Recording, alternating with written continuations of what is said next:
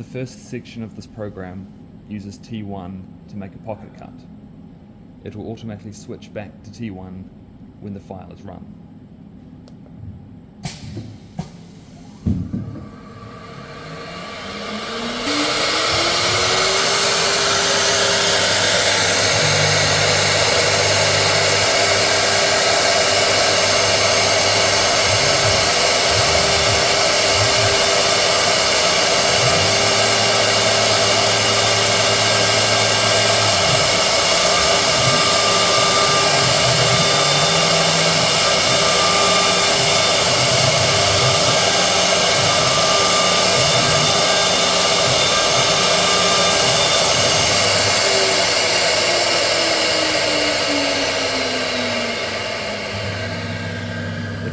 Switch to T2, the 6mm tool, to clear the rest of the corners of the pocket.